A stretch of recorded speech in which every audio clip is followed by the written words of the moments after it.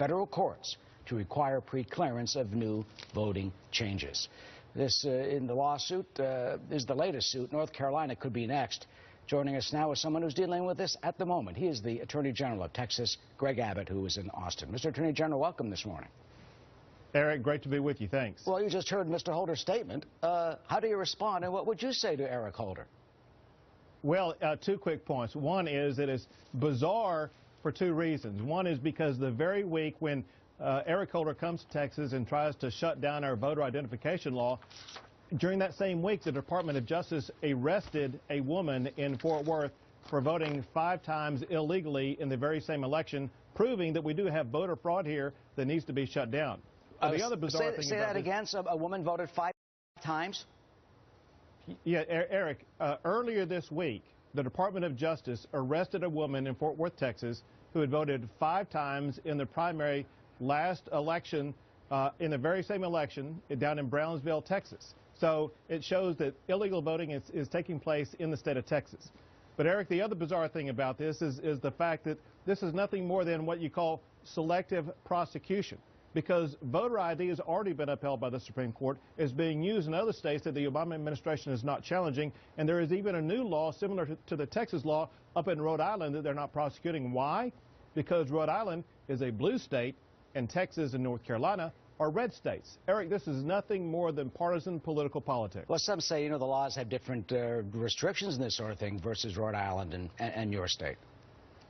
The similarities between Rhode Island and Texas are very close, just as are the similarities between the Indiana law and the state of Texas program, just as are the similarities between the Texas program and the program already upheld by the United States Supreme Court. And, Eric, one last point that shows how hypocritical this is, and that is the month or the year before Barack Obama took president, the Department of Justice at that time filed a brief at the United States Supreme Court saying that voter IDs were necessary to prevent voter impersonation. Now they've changed their tune 180 degrees. Well, the lady in Brownsville, I guess if she did indeed vote by absentee ballot, would voter ID affect that? Critics would say no. But also, how about getting an ID? They say, look, you got to drive 200 miles in some places. Not all the counties have a DMV office. You got to pay $22 to get a certified birth certificate. And those are some of the obstacles that they claim the state is trying to put up to prevent voting. Right, and I say not so fast, first of all, because the Democrats themselves have shown that if they claim that's discrimination, they've shown that discrimination by the fact that they require a photo ID in order to get into the National Democrat Convention.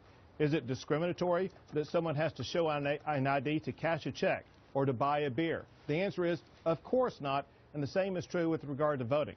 But secondly, the same standards that Texas is applying with regard to getting a photo ID, for one, it's absolutely free if you don't have one, but 2, we pattern our practice based upon what happened in Indiana, and that law in Indiana has already been upheld by the United States Supreme Court as being perfectly constitutional. Well, here's some facts from the lawsuit. They say about 6.2% of your voters, almost 800,000, do not have a voter ID. And they point to this. They say, right, look, 10.8% of Hispanics don't have one, and like half the number of non-Hispanics don't. But let me read you this pretty blunt and direct quote from the lawsuit. It might get your reaction. They said the state of Texas's history of official racial discrimination against its African-American and Hispanic citizens is long-standing and well-documented. Federal intervention has been necessary to eliminate numerous devices intentionally used to restrict minority voting in Texas. So, Mr. Attorney General, it seems that the administration is saying that the Lone Star State is racist. Well, let me respond. You raised 2 points. Let me respond to both of them. First, in your question, you raise all these statistics about the number of minorities who may not be able to get access to IDs.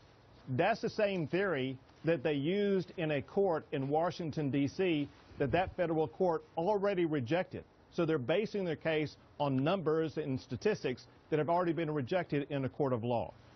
Secondly, they're basing their claim on actions that occurred in the past under Democrats in the state of Texas that no longer exist. That's the same theory, Eric, that the United States Supreme Court rejected just 2 months ago when the United States Supreme Court said that those patterns and practices that occurred back in the 60s and 70s have now changed dramatically across the country. Let me give you one easy example, and that is Unlike in some northern states, in Texas, we've shown racial inclusion in the election process by the fact that about a third of all elected officials in the state of Texas are racial minorities. In fact, one of the things going on in this redistricting lawsuit is the Democrats are trying to remove from office 5 Hispanic Republicans, showing that it's the Republican Party in Texas, not the Democrats, that has been successful in reaching out and being inclusionary. Oh, then that lawsuit, though, according to Mr. Holder, said that the redistricting was discriminatory. But final point, the voter ID law, Wednesday, there's like the first election, in Edinburgh, Texas.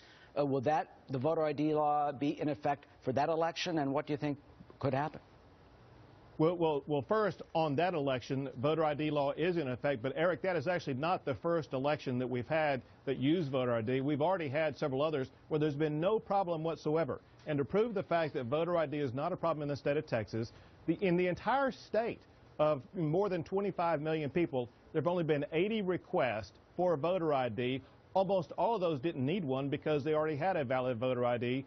Only 6 people needed to get a valid voter ID from the Texas Department of Public Safety. This is not a widespread problem, despite the misinformation provided by Eric Holder. All right, 6 people out of how many? 25 million. Okay.